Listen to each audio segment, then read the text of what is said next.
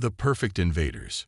When the Axiom arrived in Earth's solar system, they came with mathematical precision that bordered on the supernatural. Their ships, perfect dodecahedrons that seemed to defy the laws of physics, appeared simultaneously at strategic points throughout the system. No warning, no declaration of intent. One moment humanity was alone in its celestial neighborhood, and the next, 12 crystalline vessels hung in space like silent sentinels.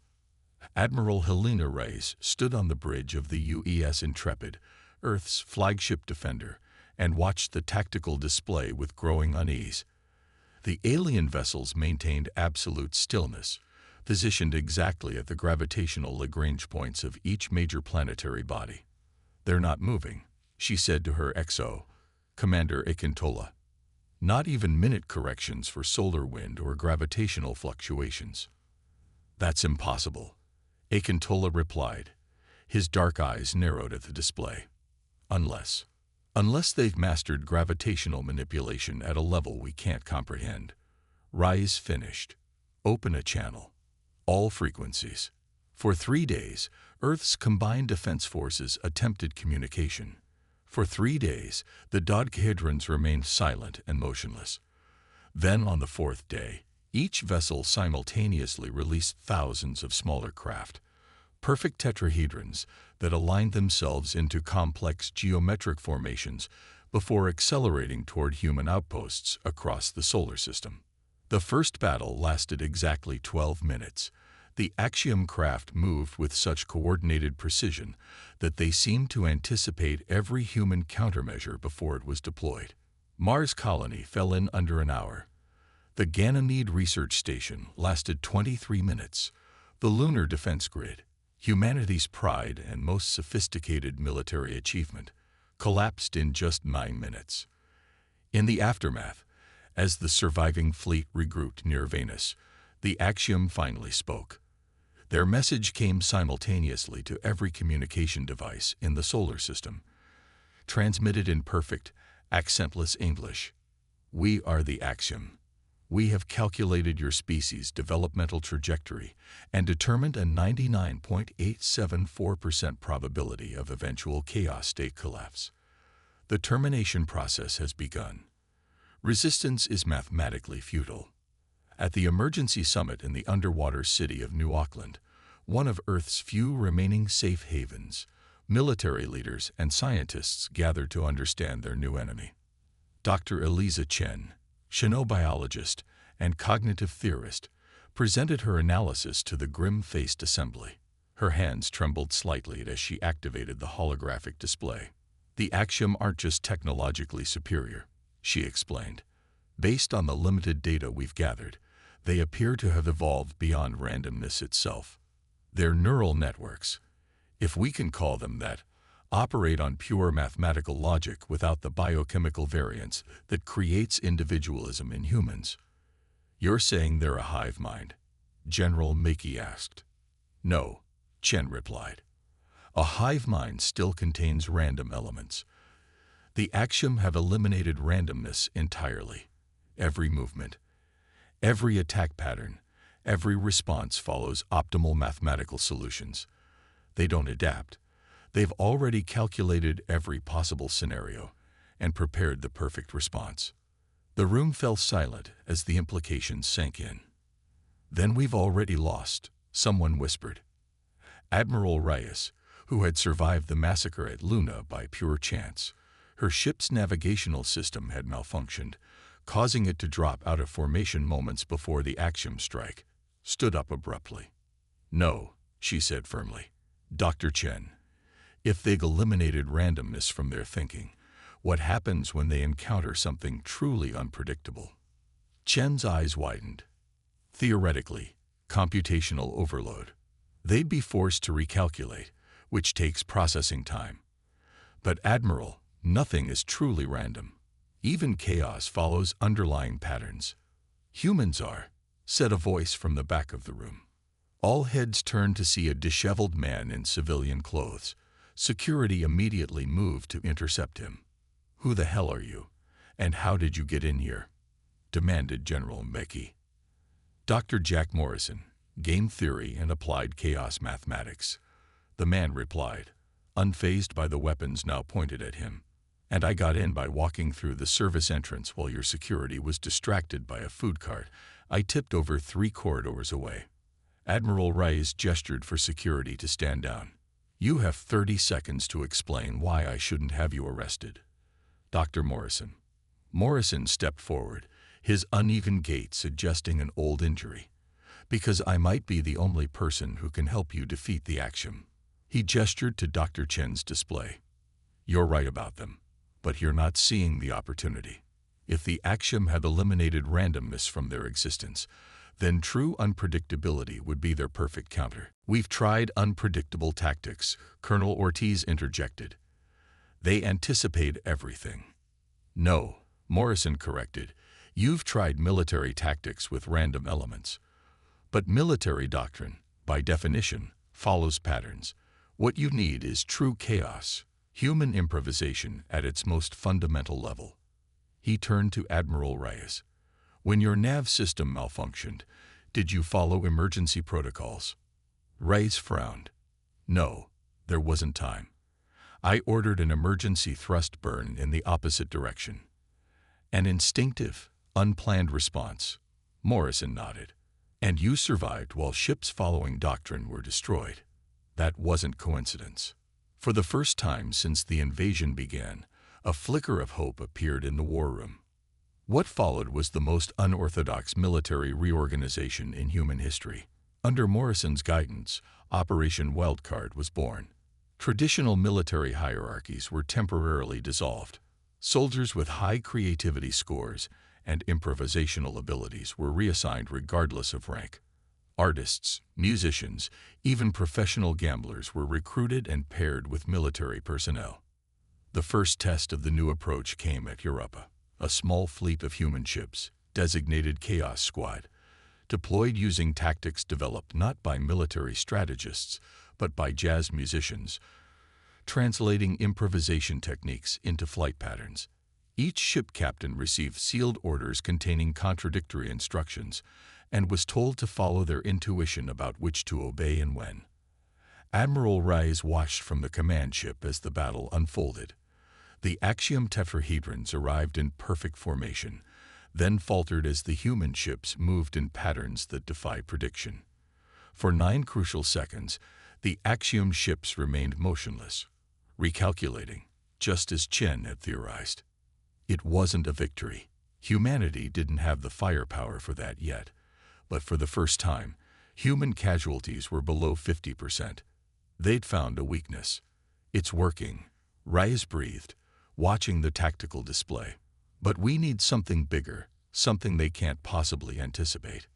Morrison, now officially appointed as Chief Strategy Officer, Chaos Division, smiled grimly. I have an idea for that too. Something so illogical, so contrary to military doctrine, that no amount of calculation could predict it. I'm listening, Reyes said. We attacked their command ship, Morrison said simply. That's not unpredictable, General Mbeki scoffed. That's the most obvious target. We don't attack to destroy it, Morrison clarified. We attack to deliver a payload, something uniquely, chaotically human.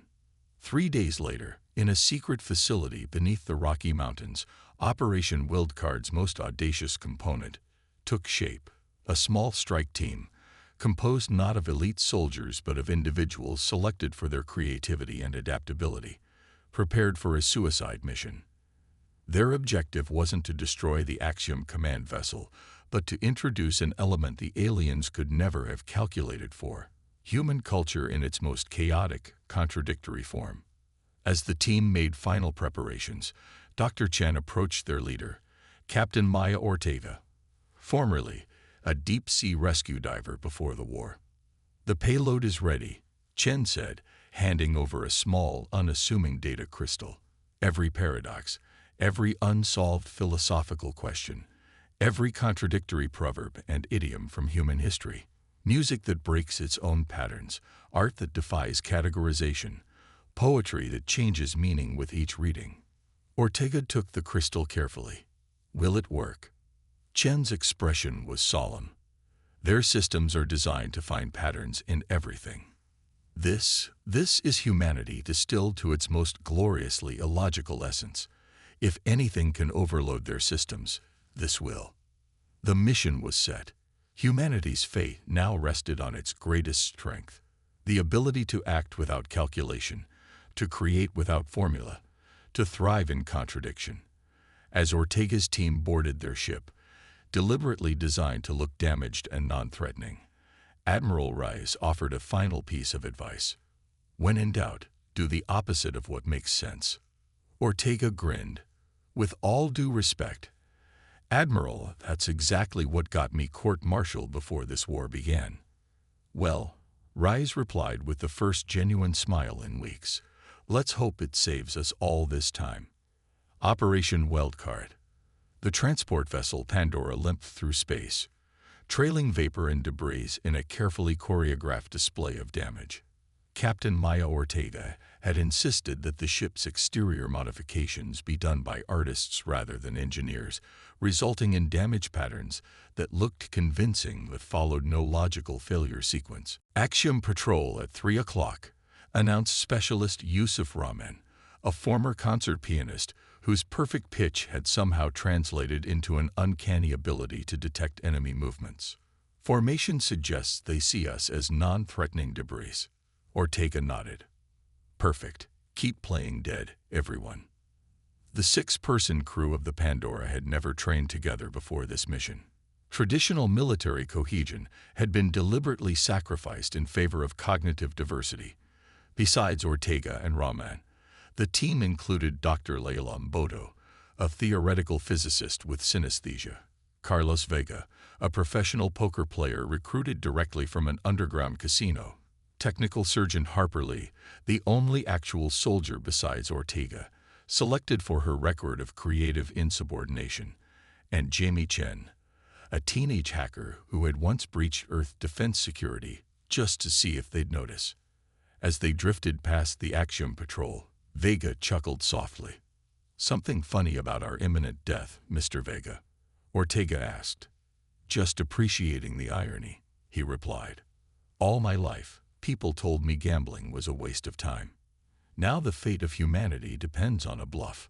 The Axiom command ship grew larger on their view screens, a massive dodecahedron that dwarfed its counterparts, its crystalline surface reflecting starlight in hypnotic patterns. Unlike human ships, it had no visible engines, weapons, or entry points. "How exactly do we get inside that thing?" Sergeant Lee asked, voicing the question everyone was thinking. Dr. Mbodo studied the readouts from her custom-modified sensors. "The surface isn't solid," she said. "It's a complex energy matrix, quantum-locked crystalline structures in constant flux. There are gaps." "How do we find these gaps?" Ortega pressed. Mbodo closed her eyes, her synesthesia translating the sensor data into colored patterns only she could perceive. "The frequencies. They form a sequence. Not random, but not linear either. It's like music," Rahman finished, listening to the sensor tones. "A 12-tone composition. Serial music." His fingers began moving as if playing an invisible piano. "The gaps appear when the sequence repeats with variation. Here and here." He pointed to specific coordinates. "Can you predict the next one?" Ortega asked. Rahman and Mbodo exchanged glances. "Not predict," Rahman said, "but I can feel it. The pattern has a rhythm." "Good enough for me," Ortega decided. "Everyone strap in. We're going to try something that makes no tactical sense whatsoever." Instead of approaching cautiously, Ortega fired the Pandora's thrusters at full power, accelerating directly toward the Axiom command ship, while simultaneously venting the remaining fuel in a spiral pattern. To any logical observer, it appeared as if the ship was experiencing catastrophic system failure. "They're not responding," Lee reported, incredulous. "No defensive measures, no tractor beams." "They're calculating," Chen explained, fingers flying across his console. "Their systems are trying to determine if we're a threat. The fuel venting pattern is creating too many variables." Rahman, Ortega called. "Where's that gap going to be?" The pianist-turned-sensor operator closed his eyes, fingers still moving to an inaudible rhythm. 3 degrees port, in approximately 7 seconds. Mark. Ortega didn't hesitate. She rotated the ship and accelerated through what appeared to be solid crystal. For a heart-stopping moment, the Pandora shuddered as energy fields interacted with its hull. Then they were through, inside the massive alien vessel. The interior of the Axiom command ship defied human comprehension. There were no decks, no corridors, merely a vast, multidimensional space where geometric structures shifted and reconfigured constantly. Crystalline entities, presumably the Axiom themselves, moved through the space with perfect coordination, their forms indistinguishable from the architecture. "We're being scanned," Chen reported. "Their systems are trying to categorize us." "Time to introduce ourselves," Ortega said. "Dr. Mbodo, the package." Mbodo activated the data crystal, interfacing it with the ship's communication system. The crystal contained humanity's secret weapon, not a virus or an explosive, but the collective creative output of human civilization. Art that broke its own rules, music that defied conventional harmony, literature full of contradictions and paradoxes, jokes whose humor relied on illogic, philosophical questions with no answers. The effect was immediate and dramatic. Throughout the Axiom vessel, crystalline structures froze mid-reconfiguration. The entities stopped moving, their surfaces flickering with what might have been the alien equivalent of confusion. "It's working," Chen whispered. "Their processing systems can't resolve the contradictions." But the effect was temporary. After several seconds, the Axiom began moving again. Though more slowly, their perfect coordination noticeably disrupted. "They're adapting," Vega warned. "Even chaos becomes predictable given enough time." "Then we move to Phase 2, Ortega decided. "Everyone remember the plan. Do the exact opposite of what your training tells you." She turned to the youngest crew member. "Chen, you're up." The teenage hacker grinned and began broadcasting on all frequencies, not organized communications, but an impromptu freestyle rap about the absurdities of human existence, incorporating random numbers and deliberate grammatical errors. Simultaneously, Raman began playing an atonal improvisation on a small keyboard he brought aboard, while Vega released a cloud of playing cards into the ship's filtration system. "What happens in Vegas," he quipped as the cards were sucked into ventilation ducts, "confuses the hell out of aliens." The Axiom response grew increasingly erratic. Some entities accelerated to intercept the intruders, while others froze completely. The ship's interior geometry began shifting randomly, creating impossible spaces that appeared and disappeared without pattern. Dr. Mbodo monitored her sensors with growing excitement. "Their coordination is breaking down. They can't maintain system-wide mathematical consistency." She looked up at Ortega. "The cascade effect is beginning." Throughout the solar system, human forces received the signal they'd been waiting for. Operation Wildcard entered its final phase. Coordinated uncoordination. Earth's remaining military vessels began executing battle plans developed not by strategists, but by children playing video games, improvisational comedians, and randomization algorithms based on weather patterns. Aboard the Axiom command ship, the human intruders were running out of time. The aliens were slowly regaining coordination, adapting to the chaotic input despite their fundamental inability to comprehend it. "We need something bigger," Ortega realized. "Something truly, fundamentally unpredictable." She turned to her crew. "I want each of you to do something completely unexpected. Don't tell me what you're going to do. Don't even plan it. Just act." What followed would later be described in military academies as controlled insanity. Sergeant Lee began dismantling her weapon and reassembling it into abstract sculptures. Chen hacked into his own programming, deliberately introducing errors into his code. Raman played 2 different melodies simultaneously, one with each hand. Vega started making random bets with himself, while Dr. Mbodo recited physics equations with deliberately incorrect values. And Captain Ortega. She did the most unpredictable thing of all. Nothing. She sat calmly in the center of the chaos, completely still, exhibiting the one behavior the axiom couldn't anticipate: passive observation amidst perfect disorder. The effect rippled through the axiom command structure like a virus. Their perfectly synchronized systems, unable to calculate responses to actions that defied logic, began to fracture. Throughout the solar system, axiom attack formations broke apart as contradictory commands cascaded through their network.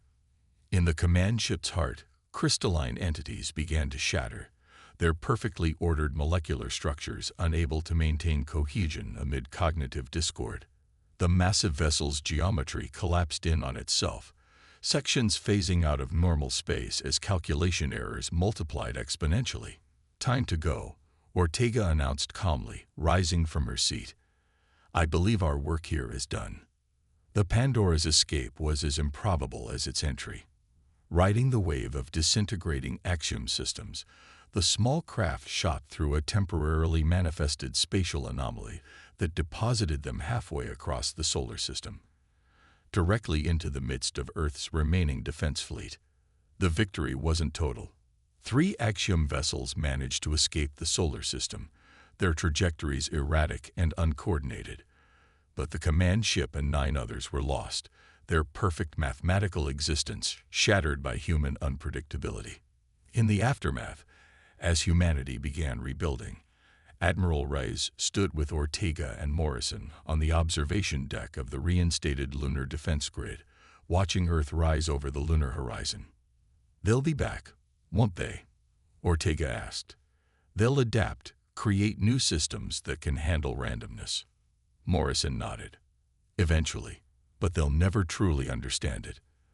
Their entire existence is built on certainty, on calculable outcomes. They can simulate chaos, but they can't embody it." "And we can?" Rice questioned. "That's what makes us human," Morrison replied. "Our greatest strength isn't our technology or our intellect. It's our fundamental comfort with contradiction. We thrive in uncertainty. We find patterns in chaos and chaos in patterns. We're the universe's perfect paradox." As if to emphasize his point, a jazz quartet began playing in the recreation area below them, each musician following the others while simultaneously creating something new and unexpected, an elegant mathematical impossibility that no axiom could ever truly comprehend. Reyes smiled. "I've authorized the formation of a permanent chaos division. We'll need creative thinkers like you when they return." She handed Ortega an official document. "Congratulations, Colonel. Try not to be too predictable with your new command." Ortega accepted the promotion with a grin. "With all due respect, Admiral, predictability is the last thing you need to worry about from me." As the 3 officers watched Earth spin below them, Morrison summed up humanity's unlikely victory. For millennia, military doctrine taught that perfect strategy leads to perfect victory. But against an enemy that had perfected strategy itself, our salvation came from the one thing we could never perfect: our gloriously chaotic humanity. The stars seemed to twinkle in agreement, their light traveling across the universe in patterns both mathematically precise and eternally unpredictable, much like the species that had just earned its place among them.